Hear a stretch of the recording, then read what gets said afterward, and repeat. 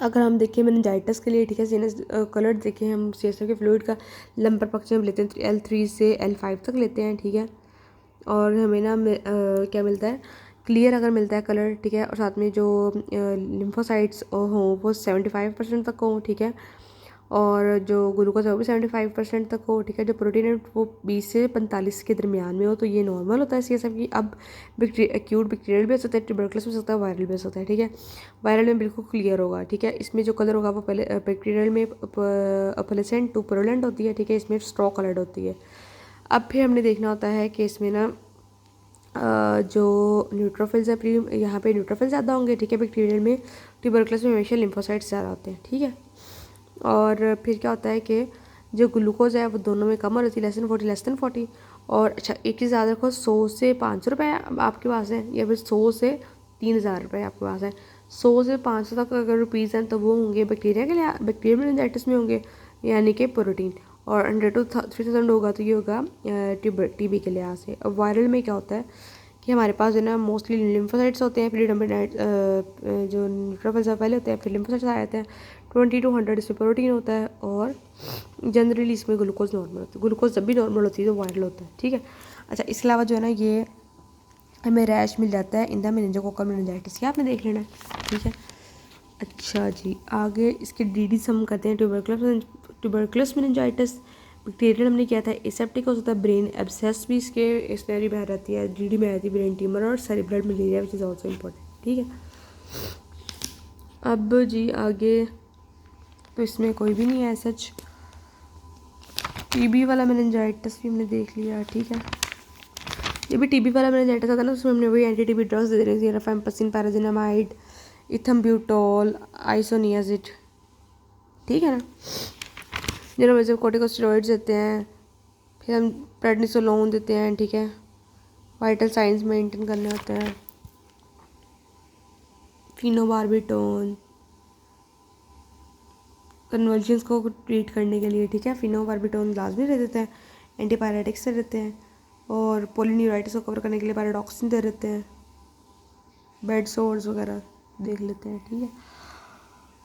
Complications में जो TB वाली होती है, हमने पढ़ा था मेनिंजाइटिस में 6 नाव थी, इसमें हमारे पास आएगी TB वाले में 3rd, 6 और 7। ब्लाइंडनेस हो जाती है, डेफनेस हो जाती है, हाइड्रोकेफलस हो जाता है, एपिलेप्सी हो जाती है, ठीक है। इनकेफ्लाइटिस बेसिकली क्या होती है, ब्रेन टिश्यू की इन्फ्लेमेशन होती है, ठीक है। इसमें सेरिब्रल डिसफंक्शन होता है, कॉन्शियसनेस लॉस हो जाती है, पैरा इन्फेक्शन इनकेफ्लाइटिस कराता है, और इसमें हमारे पास आर्बोवायरसेस भी आपने याद रखने हैं, ठीक है। इनकेफ्लाइटिस है ना, ये वायरल इनकेफ्लाइटिस, अगर आप देखो वायरल मेनिंजाइटिस या फिर इनकेफ्लाइटिस, तो इसमें हमारे पास जो है अगर हम DDs देखें तो हमें बताती है कोक्साकी वायरस, हर्पीज सिम्प्लेक्स भी आ जाती है, ठीक है। इसमें और क्या है, टाइप 1 होती है, टाइप 2 होती है। टाइप 1 में फोकल फिट्स पड़ते हैं, पेप्टिडीमा होता है, ज़ेंथोक्रोमिया होता है, ये ड्यूरिंग डिलीवरी आता है, ठीक है। और इसमें बस वायरल स्किन इरप्शन होती है, चिकन पॉक्स इनकेफ्लाइटिस, मीजल्स इनकेफ्लाइटिस। तो इनकेफ्लाइटिस जो बेसिकली कोक्साकी वायरस की वजह से होता है, मम्स की वजह से होता है, रुबेला की वजह से हो सकती है, ठीक है, हर्पीज सिम्प्लेक्स की वजह से हो सकती है, चिकन पॉक्स मीजल्स की वजह से हो सकती है। ये इसकी पिक्चर है जी, इनकेफ्लाइटिस हुआ हुआ है, पूरा का पूरा जो ब्रेन है उसकी इन्फ्लेमेशन हुई हुई है, पोलियो की वजह से हो सकता है, मम्स की वजह से हो सकता है।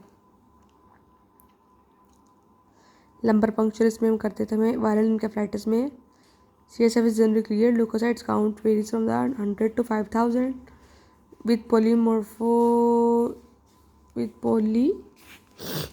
initially and lymphocytes later is more elevation of protein with normal glucose हमेशा नॉर्मल होनी है, और जो होगा ना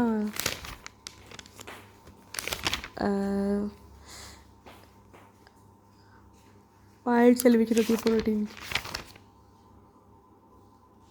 ठीक है। ये इनकेफ्लाइटिस की पिक्चर है, ये नहीं बोलनी, ठीक है। आगे सीटी कराते हैं, एंटीबॉडी टाइटर कराते हैं, बायोप्सी लेते हैं, ईईजी कराते हैं।